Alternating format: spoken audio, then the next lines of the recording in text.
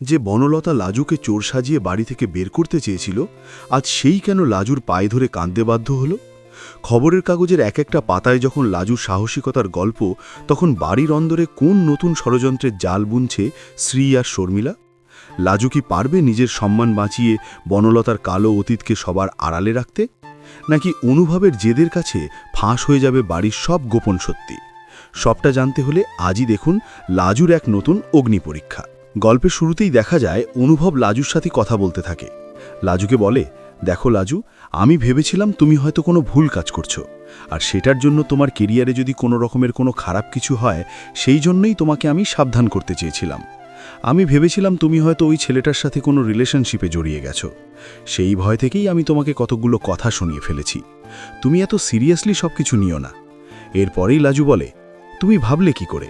আরে তুমি তো আমাকে বলার মতন পরিস্থিতিই দাওনি। সবসময় নিজের মতন ভেবে নিলেই হয় না, অন্যের মতন ভাবনা চিন্তা করার মতনও বুদ্ধিটা রাখতে হয়। আমি তো একটা মিশনে গিয়েছিলাম, আমি তো চাইছিলাম সব কিছু সামলাতে। সেখানে তুমি যদি এত বেশি বাড়াবাড়ি করো তাহলে কি করে হবে বলো তো? অনুভব বলে, কাল রাতেও যদি তুমি আমাকে একবার সত্যিটা বলে দিতে, তাহলে হয়তো আজকে এই দিনটা দেখতে হতো না। কিন্তু তুমি তো সত্যিটা বললেই না, উল্টে ঝামেলা শুরু করে দিলে। দেখো লাজু, যা হবার হয়ে গেছে। শেষ পর্যন্ত তুমি যে ওই ময়ূকটাকে অ্যারেস্ট করাতে পেরেছ, এটাই অনেক বড় কথা।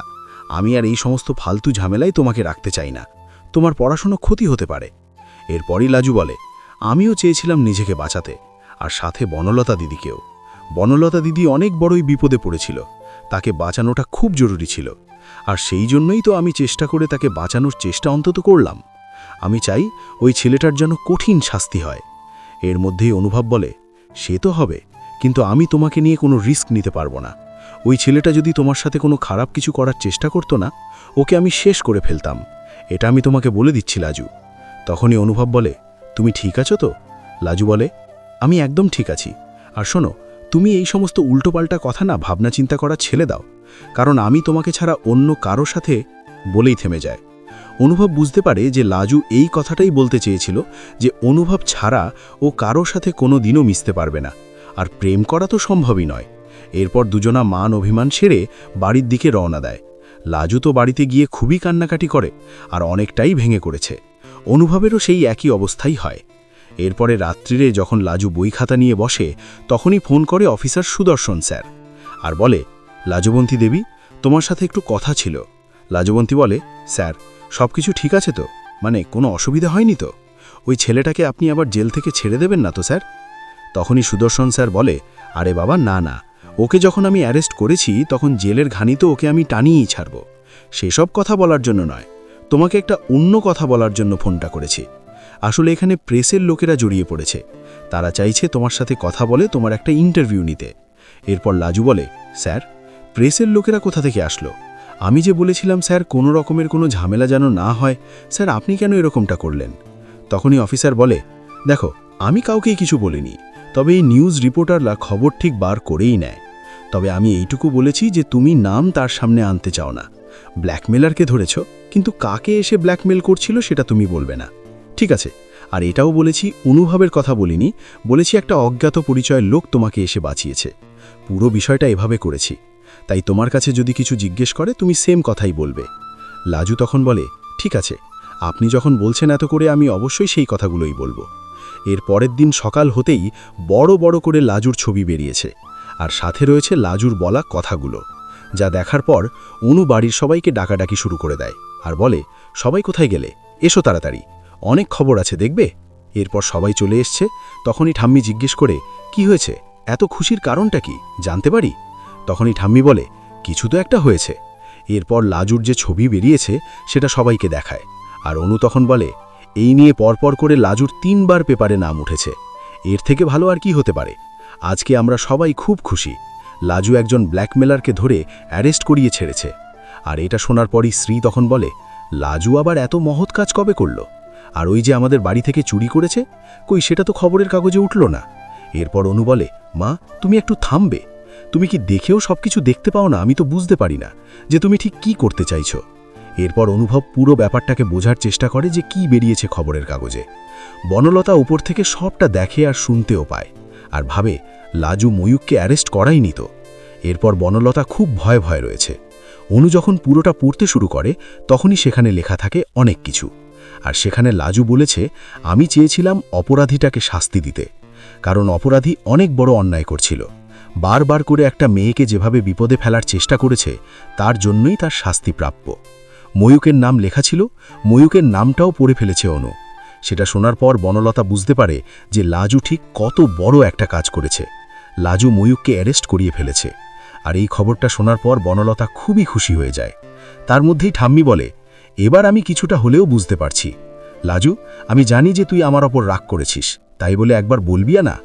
এত কিছু ঘটিয়েছিস, এই সমস্ত কথা আমাকে খবরের কাগজ পড়ে জানতে হবে, যেখানে কিনা তুই আমাদের বাড়িতে থাকিস?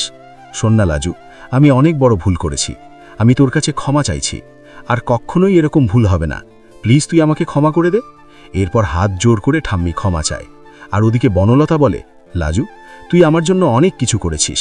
আমি জানি যে আমিও তোর সাথে অন্যায় করেছি। গয়না চুরি করে তোকে ফাঁসাতে চেয়েছিলাম। প্লিজ তুই আমাকে ক্ষমা করে দে লাজু। এরপর লাজু বলে, ছি বনলতা দিদি, তুমি কেন ক্ষমা চাইছো বলো তো? তুমি একদম ক্ষমা চাইবে না। তুমি যেগুলো করেছো ভয়ের থেকে করেছো, আর আমি সবটা বুঝতে পেরেছি। তাই বলছি, তুমি ক্ষমা চেও না গপ, আমি সব দিক ঠিক করে দেব। তুমি দেখবে ওই ময়ূক নামক ছেলেটা তোমার জীবনে আর কখনোই ফিরে এসে ব্ল্যাকমেল করতে পারবে না। পরদিন সকালে বাড়ির পরিবেশটা একদম বদলে যায়। লাজু যখন রান্নাঘরে যায় তখন ঠাম্মি নিজে এগিয়ে এসে লাজুর হাত ধরে ফেলে। ঠাম্মি গদগদ স্বরে বলতে থাকে, লাজু, তুই যে এত বড় মনের পরিচয় দিবি সেটা আমি স্বপ্নেও ভাবিনি। আমরা তোকে চোর অপবাদ দিলাম, পুলিশ ডাকলাম, অথচ তুই বনলতার সম্মান বাঁচাতে নিজের জীবনের ঝুঁকি নিলি। আমাকে ক্ষমা করে দে ভাই, বুড়ো মানুষ, বুঝতে পারিনি। লাজু তখন ঠাম্মির হাত দুটো চেপে ধরে বলে, ঠাম্মি, তুমি গুরুজন, তুমি ক্ষমা চাইলে আমার পাপ হবে।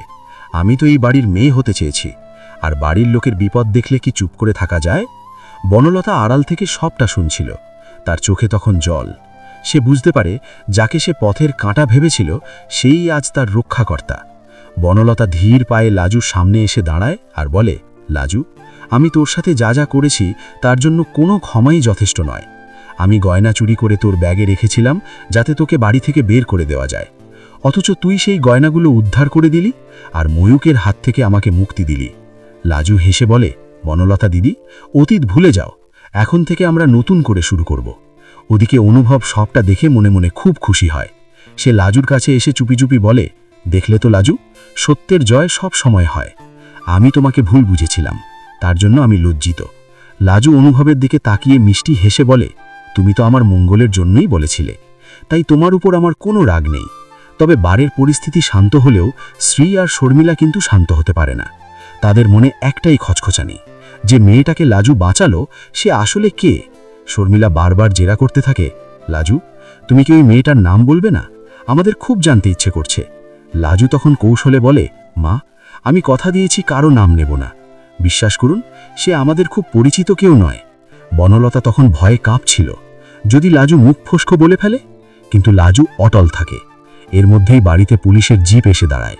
অফিসার সুদর্শন নামেন, সাথে কজন কনস্টেবলও ময়ূককে হাতকড়া পরিয়ে আনা হয়েছে। অফিসার বলেন, লাজবন্তী দেবী, ময়ূক সব কবুল করেছে। সে বনলতা দেবীকে ব্ল্যাকমেল করার কথা স্বীকার করেছে। এই কথা শুনে বাড়ির সবাই আকাশ থেকে পড়ে। অনুর চোখ কপালে ওঠে। সে বলে, কি বলছো অফিসার? বনলতাকে ব্ল্যাকমেল করছিল কেন? অফিসার তখন আসল সত্যিটা সামনে আনেন। তিনি বলেন, ময়ূক আর বনলতার পুরনো পরিচয় ছিল। বনলতা নিজের অজান্তেই কিছু ভুল করেছিল, যার সুযোগ নিয়ে ময়ূক তাকে টাকা আর গয়নার জন্য চাপ দিচ্ছিল। লাজু সবটা জানতে পেরে নিজের বুদ্ধিতে ময়ূককে জালে আটকায়। শ্রী আর শর্মিলা স্তম্ভিত হয়ে যায়।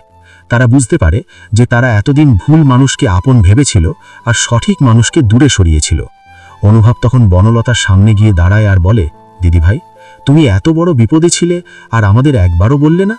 বনলতা কান্নায় ভেঙে পড়ে বলে, আমার খুব ভয় করছিল রে অনু। ময়ূক আমাকে শেষ করে দেওয়ার হুমকি দিচ্ছিল। লাজু না থাকলে আজ আমি হয়তো আত্মহত্যা করতাম। ঠাম্মি তখন বনলতাকে জড়িয়ে ধরে বলে, চল, যা হবার হয়ে গেছে। আজ থেকে এই বাড়িতে লাজুই হবে সবার মধ্যমণি। যে মেয়ে নিজের সম্মান বাজি রেখে অন্যের সংসার বাঁচায় সে অগ্নিকন্যা। অনু তখন সবার সামনে ঘোষণা করে, আজ থেকে লাজুকে কেউ কোনো কটু কথা বলবে না, আর ওর পড়াশোনার সব দায়িত্ব আমার। লাজু কৃতজ্ঞতায় সবার দিকে তাকায়। তার চোখে তখন জল, কিন্তু সেটা দুঃখের নয়, আনন্দের।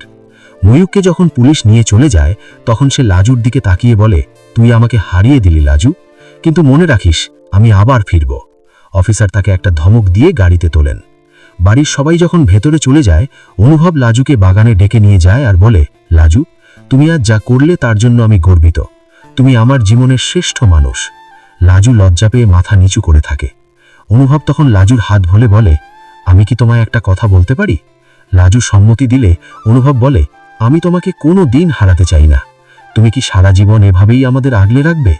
লাজু কোনো উত্তর না দিলেও তার হাসি বলে দিচ্ছিল সে রাজি। এরপর বাড়িতে একটা ছোটখাটো উৎসবের আয়োজন করা হয়।